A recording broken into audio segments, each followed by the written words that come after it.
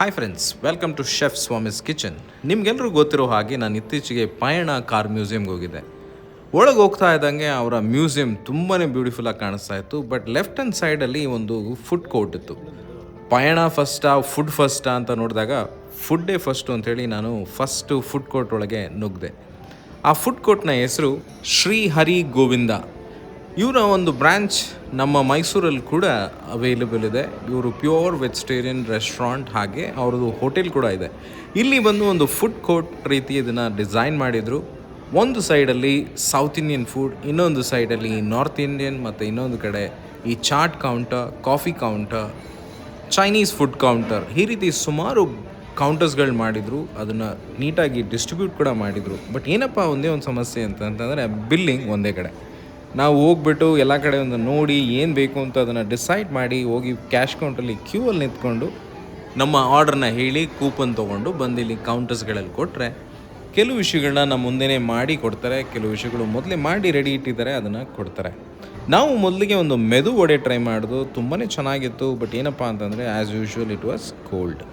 ಹಾಗೆ ಒಂದು ಮಸಾಲೆ ಪುರಿ ಟ್ರೈ ಮಾಡೋದು. ಅಲ್ಲಿ ಸುಮಾರು ವೆರೈಟೀಸ್ಗಳು ಚಾರ್ಜ್ಗಳಿತ್ತು. But we want to try masale puri try ಮಾಡಿದೆ, ತುಂಬಾ ಚೆನ್ನಾಗಿತ್ತು. ನಾನು ಫಸ್ಟ್ ಟೈಮ್ ಒಂದು ಫುಡ್ ಕೋರ್ಟ್ನಲ್ಲಿ ಇಷ್ಟು ಚೆನ್ನಾಗಿರೋ ಮಸಾಲ ಪುರಿನ ಟ್ರೈ ಮಾಡಿದ್ದು.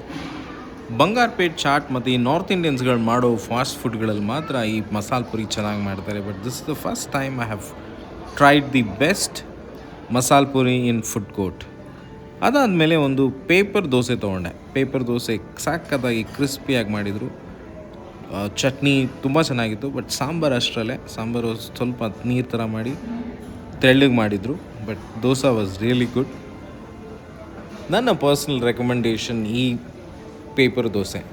ಇದಾದಮೇಲೆ ನಮ್ಮ ಮೈಸೂರು ಮಸಾಲೆ ದೋಸೆ ಟ್ರೈ ಮಾಡಿದೆ. ತುಂಬಾ ಚೆನ್ನಾಗಿತ್ತು.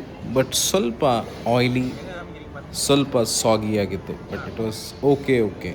ನಾರ್ಮಲಿ ನಮ್ಮ ಮೈಸೂರು ಮಸಾಲೆ ದೋಸೆ ಒಳಗೆ ಸ್ವಲ್ಪ ತಿಕ್ಕಾಗಿದ್ರು ಹೊರಗಡೆಯಿಂದ ಸ್ವಲ್ಪ ಕ್ರಿಸ್ಪಿ ಇರುತ್ತೆ, ಅದು ಮಿಸ್ ಆಗಿತ್ತು. ಅದು ಬಿಟ್ಟರೆ it was really nice dosa. ಇದಾದಮೇಲೆ ನಾನು ಬೋಂಡಾ ಸೂಪ್ ಟ್ರೈ ಮಾಡಿದೆ, ಅಷ್ಟೇನು ಚೆನ್ನಾಗಿರಲಿಲ್ಲ.